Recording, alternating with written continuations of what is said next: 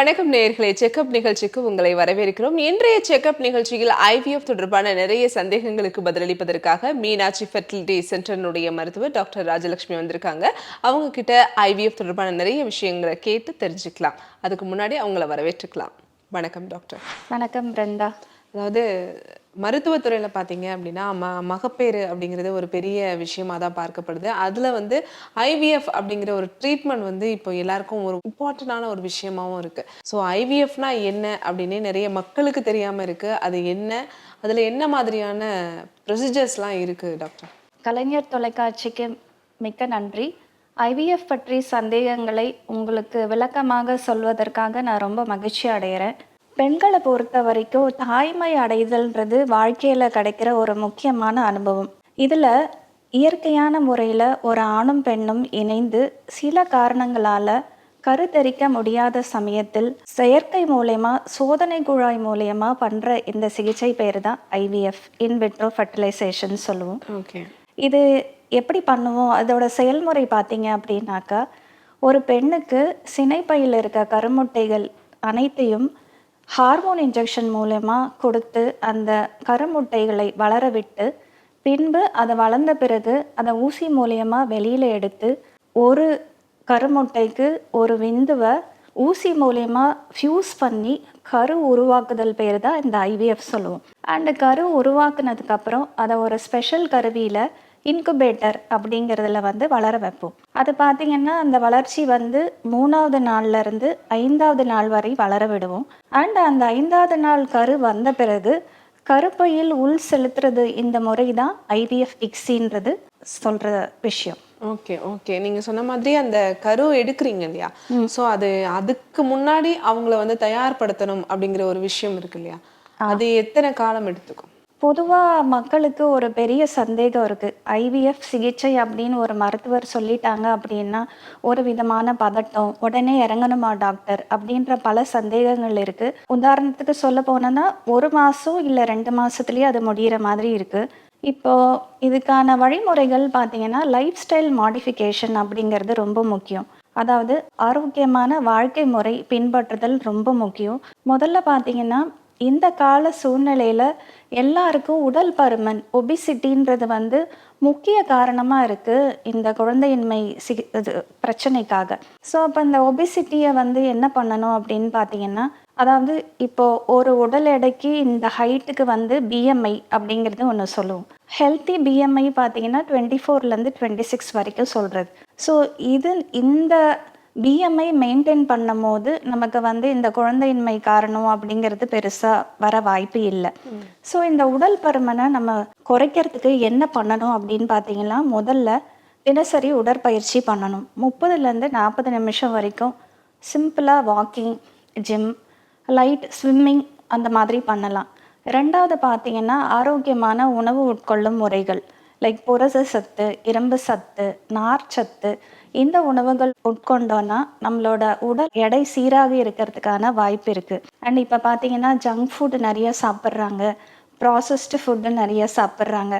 அதெல்லாம் அறவே குறைச்சிட்டா நமக்கு வந்து உடல் எடை சீராக இருக்கிறதுக்கு வாய்ப்பு இருக்குது. 3வது பார்த்தீங்கன்னா தூக்கம். 8 மணி நேரம் தூக்கம் வந்து ரொம்ப நல்லது உடம்புக்கு. அதுவும் நம்மளோட உடல் எடையை சீராக இருக்கிறதுக்காக எடுத்துக்கிற விஷயம். 4வது பார்த்தீங்க அப்படின்னாக்கா, ஆண்கள் பொறுத்த வரைக்கும் இப்போ வந்து sperm count and motility problems நிறையா இப்போ கேள்விப்படுறோம் இல்லையா? அவங்களுக்கு பார்த்தீங்கன்னா அவங்களுக்கும் நமக்கு ஒரு புரிதல் கொடுக்கணும். அதாவது சீரான உணவு, ஆரோக்கியமான உணவு நீங்கள் எடுத்துக்கோங்க. அப்புறம் வந்து ஸ்மோக்கிங், ஆல்கஹால் அந்த பழக்கம் இருந்துச்சுன்னா அதை தயவு செய்து நிறுத்திட்டு அதுக்கப்புறம் ஐவிஎஃப் ஸ்டார்ட் செய்யுங்க. அந்த மாதிரி சொல்கிறது தான் நம்மளோட லைஃப் ஸ்டைல் அட்வைஸ் அப்படிங்கிறது சொல்கிறது. அண்ட் இப்போ பார்த்தீங்கன்னா ஐடி ப்ரொஃபஷன்ஸில் வந்து நிறைய பேருக்கு இந்த நைட் ஷிஃப்ட்ஸ் இருக்குது. இந்த நைட் ஷிஃப்ட்ஸோட மெயின் ப்ராப்ளம் என்னன்னா தூக்கமின்மை அதிகமாக இருக்குது. ஸோ அவங்க ஐவிஎஃப்னு ஒரு டாக்டர் சொன்னாங்க அப்படின்னா அவங்க ஒன்று நைட் ஷிஃப்ட்டை ஸ்டாப் பண்ணிவிட்டு டே ஷிஃப்ட்டுக்கு மாறிக்கணும். இல்லை அவங்களோட ஆஃபீஸில் ஸ்ட்ரெஸ் லெவல் ஜாஸ்தியாக இருக்க மாதிரி இருந்துச்சு அவங்களோட ஒர்க் பேட்டர்னில், அப்படி பார்த்தீங்கன்னா அந்த ஸ்ட்ரெஸ் லெவலை கம்மி பண்ணி ஐவிஎஃப்ல இறங்கணும் அப்படின்னு முடிவு பண்ணிட்டாங்க அப்படின்னாக்கா பெட்டர் அவங்க வந்து ஒர்க்கை ஸ்டாப் பண்ணிவிட்டு நம்ம ஐவிஎஃப் சிகிச்சையில் இறங்குறது நல்லது. ஓகே. நீங்க இப்ப ஸ்ட்ரெஸ் அப்படின்னு சொல்லும்போது, ஐவிஎஃப்ல இருக்கக்கூடிய நெறைய பேஷண்ட்ஸ் வந்து பொதுவாவே வந்து எனக்கு ஸ்ட்ரெஸ்ஸா இருக்கு அப்படின்னு தான் சொல்றாங்க. ம். அந்த ஸ்ட்ரெஸ்ஸ வந்து ரிலீவ் பண்றதுக்கு நீங்க என்ன மாதிரியான இதெல்லாம் குடுப்பீங்க? இல்ல எக்ஸர்சைஸ் மாதிரியா? இல்ல அட்வைஸ் மாதிரியா? அந்த மாதிரி? பொதுவா இந்த குழந்தையின்மை அப்படிங்கிற ஒரு விஷயமே பெரிய ஸ்ட்ரெஸ்ஃபுல்லா இருக்கும் கப்பிள்ஸ்க்கு. கண்டிப்பா. என்னன்னா, அவங்களோட ஃபேமிலி மெம்பர்ஸு ஆகட்டும், சொசைட்டி ஆகட்டும், அவங்களாலேயே நெறைய வந்து ஸ்ட்ரெஸ் லெவல் ஏறுது. ஸோ, அதுக்கு என்ன பண்ணுவோம்னா, ஃபர்ஸ்ட்டு என்ன ஒரு கப்பிள் வராங்க. ஒரு மருத்துவரா நானும், என்னோட கவுன்சிலரும் என்ன அட்வைஸ் குடுப்போம் அப்படின்னா, டீட்டெயிலா ஐவிஎஃப் ப்ரொசீஜரோட ஸ்டெப்ஸு. ம். அதாவது என்ன ஹார்மோன் இன்ஜெக்ஷன்ஸ் குடுக்குறோம். அண்ட் அதுக்கப்புறம் எப்படி முட்டை நம்ம வெளியில எடுக்கிறோம். அண்ட் அந்த முட்டை எடுத்து கரு உருவாக்கினதுக்கப்புறம் அந்த எம்ப்ரியோட குவாலிட்டி எப்படி இருக்கு? நம்பர்ஸ் எவ்வளோ இருக்கு? ம். அண்ட் இதோட ஃபினான்ஷியல் டீட்டெயில்ஸ் அதுதான் மேஜர் ஸ்ட்ரெஸ்ஸா இருக்கு இப்ப ஐவிஎஃப் பார்க்குறப்போ. கண்டிப்பா. ஸோ இத ப்ரொசீஜரோட டீட்டெயில்ஸ் நம்ம ரொம்ப சொல்லும்போது, தம்பதியருக்கு ஒரு விதமான ஒரு புரிதல் வருது. ஒரு விஷயத்துல இறங்குறோம். அந்த விஷயம் இந்த ஐவிஎஃப் செயல்முறையில வந்து நம்ம எதிர்பார்க்குற சக்ஸஸ் பெருசா இல்ல. ம். அண்ட் இவ்வளோ ட்ரீட்மெண்ட் காஸ்ட் ஆகுது. அப்படிங்கிற மாரி அந்த மன அழுத்தத்த, ஸ்ட்ரெஸ்ஸ குறைக்கணும்னா, ஒரு புரிதல் இருந்தா இந்த ஸ்ட்ரெஸ்ஸ குறைக்கலாம். ஓகே. செகண்ட் பார்த்தீங்கன்னா, தம்பதியர் ஒருத்தர் ஒருத்தரும் அனுசரணையா இருங்க. லைக் இப்போ ஒரு பெண் வராங்க ஐவிஎஃப் சிகிச்சைக்கு. அவங்க வந்து ஃபிசிக்கலா, மென்டலா நெறைய அவங்களோட எமோஷன் இன்வால்வ் ம். ஆயிருக்கு. அத பேலன்ஸ் பண்ற ஒரே ஆள் வந்து கணவரா தான் இருக்கணும். ஸோ கண்டிப்பா. 2வது அது. 3வது வந்து செல்ஃப் கேர். அதாவது நம்மளோட ஹெல்த்த நம்ம ஆரோக்கியத்த பார்த்துக்கிறது, ஆரோக்கியமான உணவு உட்கொள்றது மட்டும் இல்ல. Mental health is very important. So அவங்களுக்கு வந்து லைட் பிரீதிங் எக்ஸர்சைஸ், ம். யோகா, ம். மெடிடேஷன் அந்த மாதிரியெல்லாம் செஞ்சாங்க அப்படின்னாக்கா ஸ்ட்ரெஸ் லெவல் குறையலாம். ம். அது மட்டும் இல்ல, இப்போ ஒரு தம்பதியர் வராங்க. நமக்கு சக்ஸஸ் ஆகுமா? இல்லையா? இந்த டாக்டர்ட்ட அப்படிங்கிறத கேள்வி ஃபர்ஸ்ட்டு எழும். அப்ப என்ன பண்ணுவோம்னா, சக்ஸஸ் ஆன பேஷண்ட்ஸ் இருக்காங்க இல்லையா? அவங்க கூட ஒரு உரையாடல் பண்ண வச்சு, அந்த குழந்தைய பார்த்தாங்க அப்படின்னா, ஒரு நம்பிக்கை, அவங்களோட ம். பாசிட்டிவிட்டிய இன்க்ரீஸ் பண்றதுக்கு நாங்க இந்த மாதிரி முறைகள் பண்றதுனால, எங்களுக்கு வர பேஷண்ட்ஸோட ஸ்ட்ரெஸ் லெவல் குறைக்கிறதுக்கான வாய்ப்புக்கு இத நாங்க அத ஃபாலோ பண்ணிட்டுருக்கோம். ஃபாலோ பண்றீங்க. அதாவது ஒரு பேஷண்ட் வராங்க. அதாவது ஒரு தம்பதி வந்து உங்கள மீட் பண்ண வராங்க அப்படிங்கும்போது, அந்த ட்ரீட்மெண்ட் அப்படிங்கிற விஷயம் வந்து 2 பேருக்குமே நீங்க இருக்குமா? இல்ல வந்து பெண்கள் மட்டும் தான் அந்த ஐவிஎஃப் ட்ரீட்மெண்ட் அப்படிங்கிறத எடுத்துக்கணுமா? இல்ல அப்படி கிடையாது பிருந்தா. ம். இப்ப என்ன பார்த்தீங்கன்னா, இப்போ பெண்களுக்கு மட்டும்னு இப்ப குறைபாடு இல்ல. ம். ஆண் விந்து நம்ம செமன் அனாலிசிஸ் பண்ணும்போது, ம். இப்போ கடந்த ஒரு 10 வருஷமா பார்த்தீங்கன்னா, ஆண் விந்து குறைபாடு எண்ணிக்கை கவுண்ட் அண்ட் மொட்டிலிட்டி ப்ராப்ளம் நெறைய இருக்கிறதுனால, ம். இப்ப பெண் ஒரு ஐவிஎஃப்ன்னு டிசைட் பண்ணிட்டோம்னு வச்சுக்கோங்களேன். ம். ஸ்பெசிஃபிக் டெஸ்ட்டுன்னு ஒண்ணு மேல், ஃபீமேலுக்கு பண்ணுவோம். இப்ப ஃபீமேல் பேஷண்ட்டுக்கு என்ன பண்ணுவோம்னா, ஆன்டி முலேரியன் ஹார்மோன் அப்படிங்கிற டெஸ்ட்டு ரொம்ப முக்கியம். கண்டிப்பா. அது என்னன்னா, அதாவது ஒரு ஓவரியில இருக்க ஆன்ட்ரல் ஃபாலிக்கல் அந்த ம். ரிசர்வ் சொல்லுவோம். அதாவது கருமுட்டைகள். ம். அதோட எண்ணிக்கையையும், தரத்தையும் அளவுகோலா காமிக்கிறது தான் இந்த ஏஎம்ஹெச் டெஸ்ட்டு. So okay. இந்த ஏஎம்ஹெச் டெஸ்ட்டு வந்து நார்மலா 2லேருந்து 4 வரைக்கும் இருக்கணும். ம். சப்போஸ் அது குறைஞ்சிருக்குன்னு வச்சுக்கோங்களேன், 1 to 1.5 அண்ட் லெஸ் தென் 1 இந்த மாரி இருந்ததுன்னா, அவங்க ஓவரியில இருக்க இந்த ரிசர்வ் அதாவது நம்பர் ஆஃப் ஃபாலிகல்ஸ் கம்மியாகுதுன்னு அர்த்தம். ஓகே. அப்படி ஓகே. இருக்க பட்சத்துல அவங்களுக்கு வந்து சில மருந்துகள் குடுப்போம். ம். 2லேருந்து 3 மாதம் வரைக்கும் நீங்க எடுத்துக்கோங்க. ம். இத எடுத்துட்டு ஐவிஎஃப் ஸ்டார்ட் செஞ்சா நம்ம எதிர்பார்க்குற ரிசல்ட் கிடைக்கும் அப்படின்னு சொல்லுவோம். ஓகே. அதே மாதிரி கப்பல் ஈவன் நம்ம ஃபீமேல் எவாலுவேஷன் மட்டும் இல்ல, மேல் எவாலுவேஷன் இப்போ ரொம்ப முக்கியம். செமன் அனாலிசிஸ் இல்லாம ஐவிஎஃப் அப்படிங்கிற பரிந்துரையே ஒரு டாக்டர் போகவே கூடாது. செமன் அனாலிசிஸ்ல மெயினா கவுண்ட் பார்த்தீங்கன்னா 15 மில்லியன் பர் எம்எல்ன்றது நார்மல் கவுண்ட். அண்ட் அதோட ம். மொட்டிலிட்டி பார்த்தீங்கன்னா ப்ரொக்ரெசிவ் மொட்டிலிட்டின்னு சொல்லுவோம். ஓகே. 32% இருக்கணும். இந்த கவுண்ட் ப்ராப்ளம் இருக்கு, மொட்டிலிட்டி ப்ராப்ளம் இருக்குன்னா, ஆண்களுக்கும் 2லேருந்து 3 மாதம் வரைக்கும் சில மெடிசின்ஸ் இருக்கு. ஓகே. ஆன்டி ஆக்சிடென்ட்ஸ் சொல்லுவோம்.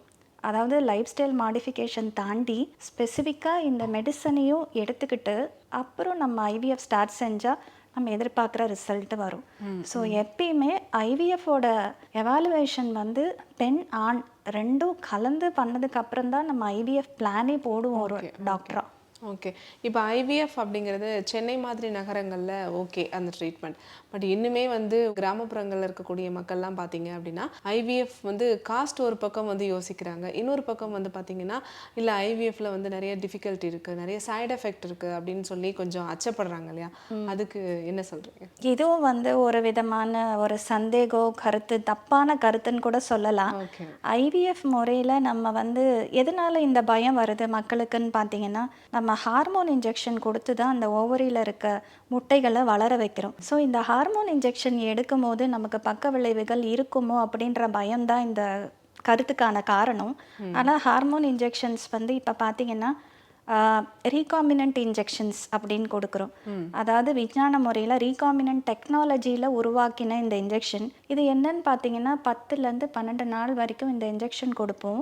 அப்படி கொடுக்குற இதோட அளவும் தரமும் அந்த 10 நாட்களும் சீராக ஒரே மாதிரி தான் இருக்கும்.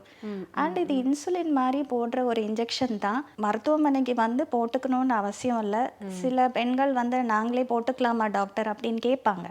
அப்படி இருந்தால் அவங்களே கூட நம்ம இன்சுலின் மாதிரி தானே, அது நம்ம சப்கியூட்டேனியஸ் அப்படின்னு சொல்லுவோம். இந்த தசைக்கு கீழே போடலாம் அண்ட் டைரெக்டாக தசை கீழே ஐஎம் இன்ஜெக்ஷனாகவும் போடலாம். அண்ட் அது எங்கே போடுவோம் அப்படின்னு பார்த்தீங்கன்னா அடி வயிற்றுல போடலாம் அண்ட் தொடையில் போடலாம். ஸோ இது வந்து இன்ஜெக்ஷன் போடுற அந்த சமயத்தில் பெயின் தவிர பெருசாக ஒன்றும் பாதிப்பு வராது. ஹார்மோன் இன்ஜெக்ஷன் அப்படின்றதுனால சில டைம் அதோட எஃபெக்ட் நார்மலாக இருக்கும். லைக் வந்து எப்படி பார்த்தீங்கன்னா தலைவலி இருக்கும், கொஞ்சம் எடை கூடுதல் இருக்கலாம், அப்புறம் வந்து பிரஸ்ட் என்கார்ஜ்மெண்ட் இருக்கும், அப்புறம் வந்து இந்த ஸ்லைட்டாக கிராம்ஸ் வரலாம், அப்டாமினல் கிராம்ஸ். இதெல்லாம் பெருசாக பக்க விளைவுகள் அப்படின்றது இல்லை. இதை ஒன்ஸ் அந்த 10 நாள் இன்ஜெக்ஷன் முடிஞ்சதுக்கப்புறம் இதெல்லாம் வந்து தானாக சரியாகிற ஒரு விஷயங்கள். சில சமயம் பார்த்தீங்கன்னா நம்ம இந்த கொடுக்குற இன்ஜெக்ஷன்ஸில் வந்து இந்த நம்ம ஓவரியில் இருக்க கருமுட்டைகள் ஓவர் ரெஸ்பாண்ட் பண்ணும். அது யாருக்காகும்னு பார்த்தீங்கன்னா இந்த நீர்க்கட்டி சொல்லுவோம் இல்லையா, பிசிஓஎஸ். இப்போ நீங்கள் கேள்விப்பட்டிருப்பீங்க, இப்போ நிறையா பிசிஓஎஸ் கேள்விப்படுறோம். அந்த பேஷண்ட் ஐவிஎஃப் சிகிச்சையில் இறங்குறப்போ அவங்களுக்கு ரெஸ்பான்ஸ் நிறைய வரும். அந்த மாதிரி அவங்களுக்கு என்ன ஆகும் அப்படின்னு பார்த்தீங்கன்னா ஒவேரியன் ஹைப்பர்ஸ்டிமுலேஷன் சிண்ட்ரோம் அப்படி சொல்லுவோம். அதில் என்ன ஆகும்னா இதே மாதிரி வயிறு வீக்கம் அண்டு வாந்தி, குமட்டல், மலச்சிக்கல், எடை கூடுதல், சில பேருக்கு ரேராக மூச்சு திணறல் கூட வரலாம். இது மட்டும்தான், பட் திஸ் இஸ் ரேர். இந்த காலத்தில் இந்த ஹைப்பர் ஸ்டிமுலேஷனே வராதபடி தான் நம்ம இப்போ ப்ரோட்டோகால் அந்த முறையை நம்ம இப்போ ஃபாலோ பண்ணுறோம். இது தவிர பெருசாக ஐவிஎஃப்ல பயப்படுற மாதிரி எதுவுமே இல்லை. ஒரு பெண்ணுக்கு வந்து ஐவிஎஃப் ட்ரீட்மெண்ட் ஸ்டார்ட் பண்ணிட்டீங்க, அந்த கருமுட்டையும் வந்து நீங்கள் இன்சர்ட் பண்ணுறீங்க அப்படின்னா அவங்க அதுக்கப்புறம் என்ன மாதிரியான ஃபாலோஸ்லாம் பண்ணிக்கணும்? அவங்க இப்போ ஐவிஎஃப் முறையில் வந்து நம்ம கன்சீவ் ஆயிட்டாங்க. இப்போ அவங்களுக்கு வந்து எப்படி நம்ம வந்து ப்ரெக்னன்சி கன்ஃபார்ம் பண்ணுவோம் பார்த்தீங்கன்னா பிளட் டெஸ்ட் மூலியமாக தான் பண்ணுவோம். அதாவது கரு வந்து கர்ப்பப்பையில் போட்டதுக்கப்புறம் 2 வாரம்க்கு அப்புறம் பிளட் டெஸ்ட் பீட்டா ஹெச்சிஜி அப்படிங்கிறத டெஸ்ட் மூலியமாக தான் அவங்க வந்து கர்ப்பம் ஆயிருக்காங்களா அப்படிங்கிறத பார்ப்போம். அண்ட் அகெயின் அதிலிருந்து 2 வீக்ஸ்க்கு அப்புறம் பார்க்குறது ஸ்கேனில் பார்ப்போம். அந்த ஸ்கேனில் வந்து கரு வந்து கருப்பையில் இருக்கா ஆர் சினைக்குழாயில் இருக்கா, 1 இல்லை 2 குழந்தைகள் உண்டா இருக்கா அப்படிங்கிறத பார்ப்போம். ஸோ 6 வாரத்தில் நம்ம டேட்டிங் ஸ்கேன் பண்ணுறது ரொம்ப முக்கியம் ஐவிஎஃப் ப்ரெக்னன்சி பொறுத்த மட்டும். அதுக்கப்புறம் பொதுவாக இப்போ மற்ற முறையில் கன்சீவ் ஆகிறவங்களை எப்படி நம்ம ஆன்டிநேட்டல் செக்கப் பண்ணுவோம் அதே மாதிரி பார்க்குறது தான். இதுக்காக ஸ்பெஷலாக நம்ம எக்ஸ்ட்ராவாக அப்படிலாம் எதுவுமே கிடையாது. லைக் மருத்துவர் சொல்கிற சமயத்தில் வந்து இப்போ பார்த்தீங்கன்னா 3ஆம் மாதம் ஸ்கேனு என்டி ஸ்கேன் அப்படின்னு சொல்லுவோம். அப்புறம் 5ஆவது மாதத்தில் வந்து அனாமலி ஸ்கேன் சொல்லி பண்ணுவோம். அந்த அனாமலி ஸ்கேன்னா என்னென்னா பேபி வந்து தலையிலேருந்து கால் வரைக்கும் குறை எதுவும் இருக்கா அப்படிங்கிறது. இதில் ஒரு பாயிண்ட் நான் சொல்ல விரும்புகிறேன் பிருந்தா. ஐவிஎஃப் முறையில் குழந்தை பெற்றுட்டா குழந்தைக்கு இந்த அனாமலிஸ் வரும் அப்படிங்கிற ஒரு சந்தேகமும் இருக்குது. அது அறவே இல்லை. அனாமலிஸுன்ற சான்ஸே ஐவிஎஃப் ப்ரெக்னன்சியில் கிடையாது. இதில் மெயினாக வந்து அனாமலி ஸ்கேனில் வந்து சப்போஸ் ரெட்டை குழந்தை வருதுன்னு வச்சுக்கோங்களேன் ஐவிஎஃப்ல, அதில் வந்து சர்வைக்கல் லென்த்துன்னு நம்ம வந்து ஒன்று பார்க்கணும். ஏன்னா அது கொஞ்சம் ஷார்ட்டாக இருந்துச்சுன்னு வச்சுக்கோங்களேன், அவங்களுக்கு வந்து குறை மாதத்தில் டெலிவரி ஆகிற வாய்ப்பு இருக்குது.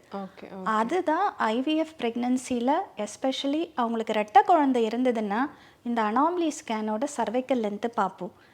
அது தவிர்த்து 28 வீக்ஸில் ஒரு செக்கப் பண்ணுறது அண்டு வந்து 36 வீக்ஸில் ஒரு செக்கப் பண்ணுறது. நார்மலாக மற்ற ஆன்டினேட்டல் செக்கப் எப்படியோ அதே மாதிரி தான். சில பெண்களுக்கு யூஸ்வலாக நம்ம ஐவிஎஃப்ல இறங்குறவங்க கொஞ்சம் ஏஜ் அதிகமாகி நிறைய ட்ரீட்மெண்ட் பண்ணி வரப்போ என்ன ஆகும்னா, வயது காரணமாகவே அவங்களுக்கு நீரழிவு நோய் ப்ளஸ் பிபிலாம் வர சான்ஸ் இருக்குது. அந்த சமயத்தில் மட்டும் நம்ம அதுக்கான மருந்துகள் கொடுத்து அதை சரி செஞ்சு நம்மளோட ப்ரெக்னன்சியை சேஃபாக கொண்டு போகணும். ஓகே. மற்றபடி ஐவிஎஃப்ல பெருசாக எக்ஸ்ட்ரா செக்கப் அப்படின்றதெல்லாம் இல்லை. இல்லை. ஓகே. இந்த ஐவிஎஃப் ட்ரீட்மெண்ட் வந்து பண்ணுறதுக்குன்னு பெண்களுக்கு ஏதாவது ஏஜ் லிமிட் இருக்கா? ஆக்சுவலாக ஏஜ் லிமிட்டுன்னு பார்த்தீங்கன்னா இப்போது ரீசெண்ட் கைட்லைன்ஸ் அப்படின்னு சொல்லி வந்துடுது. இப்போது ஸ்டார்டிங் ஏஜ்னு பார்த்தீங்கன்னா 23 வயசு குறைச்சி நம்ம ஐவிஎஃப் பரிந்துரை பண்ணக்கூடாது. அப்புறம் வந்து மேக்ஸிமம் லிமிட்டுன்னு பார்த்தீங்கன்னா 50 இயர்ஸ் பெண்கள் பொறுத்த வரைக்கும். ஆண்கள் பொறுத்த வரைக்கும் 55 வயசு அப்படிங்கிறது இப்போ கைட்லைன்ஸ் வந்துருச்சு.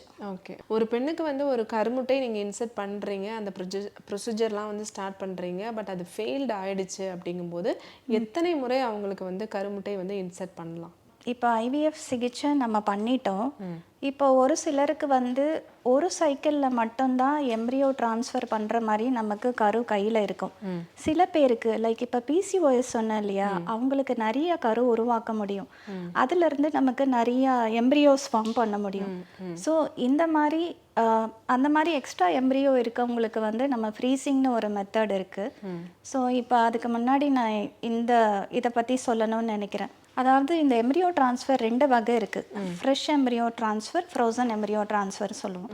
ஃப்ரெஷ் எம்ப்ரியோ ட்ரான்ஸ்ஃபர்னால் என்னென்னா, இப்போ நீங்கள் எம்ப்ரியோ ஃபார்ம் பண்ணிட்டீங்க, அந்த எக் ரெட்ரீவல் எக் கலெக்ஷன் பண்ணிவிட்டு எம்ப்ரியோ ஃபார்ம் பண்ணி அதே சைக்கிளில் கருப்பையில் எம்ப்ரியோ ட்ரான்ஸ்ஃபர் பண்ணுறது ஃப்ரெஷ் எம்ப்ரியோ ட்ரான்ஸ்ஃபர் சொல்லுவோம். சில காரணத்தினால அவங்களுக்கு வந்து சில பிரச்சனைகள், அந்த ஓஹெச்எஸ்எஸ் ரிஸ்க் இருக்கும்னு சொன்னேன் இல்லையா, அந்த மாதிரி இருக்கப்போ என்ன பண்ணுவோம்னா அந்த சைக்கிளில் நம்ம எம்ப்ரியோ ட்ரான்ஸ்ஃபர் பண்ணக்கூடாது. ஸோ அதில் தான் நமக்கு ரிஸ்க் வரும். அந்த மாதிரி அப்படி இருக்கப்போ என்ன பண்ணுவோன்னா, இந்த எம்ப்ரியோஸை லிக்விட் நைட்ரஜன் அப்படின்னு ஒரு திரவம் இருக்குது, அதில் -196 டிகிரியில் வந்து அந்த எம்ப்ரியோவை ஃப்ரீஸ் பண்ணுவோம். ஸோ அண்டு ஒரு 2 மந்த்ஸ்க்கு அப்புறம் உள்ள கருப்பைக்குள்ளே இந்த எம்ப்ரியோ உள்ளே போடுறது பேர் ஃப்ரோசன் எம்ப்ரியோ ட்ரான்ஸ்ஃபர். இந்த காலத்தில் எல்லா ஐவிஎஃப் சென்டரும் ஃப்ரோசன் எம்ப்ரியோ ட்ரான்ஸ்ஃபர் தான் பண்ணிகிட்ருக்கோம். ஏன் அதை பண்ணுறோம் அப்படின்னா, இதோட சக்ஸஸ் ரேட்டு 60 to 70%. அண்ட் அது மட்டும் இல்லை, இப்போ உள்ள பெண்கள் பயப்படுற இன்னொரு விஷயம், அவங்க ஸ்ட்ரெயிட்டாகவே கேட்டுருவாங்க, டாக்டர் எனக்கு வந்து ரெட்டை குழந்தெல்லாம் வேண்டாம், எனக்கு சிங்கிள் பேபி தான் வேணும், என்னாலலாம் எனக்கு ட்வின்ஸ் எல்லாம் எனக்கு பயமாக இருக்குது அப்படின்னு அவங்க கோரிக்கை விடுக்கும் போது சிங்கிள் எம்ப்ரியோவும் ட்ரான்ஸ்ஃபர் பண்ணுறதுக்கு, அதாவது 5 நாள் கரு அப்படிங்கிறது வந்து பிளாஸ்டோசிஸ்ட்னு சொல்லுவோம். அந்த பிளாஸ்டோசிஸ்ட் ஸ்டேஜ் ஆஃப் எம்ப்ரியோ வந்து நம்ம கருப்பை லைனிங்கில் அழகாக ஒட்டி பாப்பாவாக வரதுக்கான சக்ஸஸ் ரேட் அதிகம். ஸோ அதனால் இந்த ஃப்ரோசன் எம்ப்ரியோட ட்ரான்ஸ்ஃபரோட அட்வான்டேஜ் வந்து அவங்க கேட்குறபடி சிங்கிள் எம்ப்ரியோ ட்ரான்ஸ்ஃபர் பண்ணலாம். ஸோ அது ஒரு பெரிய அட்வான்டேஜ் இதில். நீங்கள் சொல்லும்போது தான் இன்னொரு கொஸ்டினும் ஞாபகம் வருது. அதாவது இரட்டை குழந்தைகள் வந்து ஐவிஎஃப் ட்ரீட்மெண்ட்டில் தான் பிறக்கும் அப்படின்னு சொல்லி நிறைய இருக்குது மக்கள்கிட்ட பேச்சு. பட் அது எப்படி, அது யார் டிசைட் பண்ணுவாங்க? அதாவது பார்த்தீங்கன்னா, இப்போது நார்மலாக நம்ம இப்போ ஒரு எம்ப்ரியோ நம்ம ட்ரான்ஸ்ஃபர் பண்ணால் நமக்கு வந்து எதிர்பார்க்குற அந்த சக்ஸஸ் ரேட் வராமல் இருக்கிறதுக்காக 2 எம்ப்ரியோ சேர்த்து போடுவோம். 2 எம்ப்ரியோ போடும்போது ஒன்றாவது அதில் கர்ப்பப்பை லைனிங்கில் ஒட்டி பாசிட்டிவ் ஆகணும் அப்படிங்கிறதுக்காகத்தான். அப்படி ஒன்றுக்கு மேற்பட்டு 2 கரு உள்ளே போடுற சமயத்தில் நமக்கு வந்து ட்வின்ஸ் வரதுக்கான வாய்ப்பு இருக்குது. ரேராக சில கப்புள்ஸ்க்கு வந்து 3 எம்ப்ரியோஸ் கூட போடும். லைக் வந்து இப்போது ஐவிஎஃப் சைக்கிள் ரிப்பீட்டடாக ஃபெயிலியர் ஆயிருக்கும் பாருங்களேன். ஒரு வாட்டி பண்ணியிருப்பாங்க, ரிசல்ட் வராது, 2வது முறையும் தோல்வி அடைஞ்சிருவாங்க. ஸோ 3rd டைம் அப்படி சப்போஸ் வராங்க அப்படின்னா அவங்களுக்கு வந்து மோர் தென் 2 எம்ப்ரியோஸ் போடும்போது தான் இந்த ட்வின்ஸு இல்லை ட்ரிப்ளட்ஸ் வரதுக்கான வாய்ப்பு இருக்குது.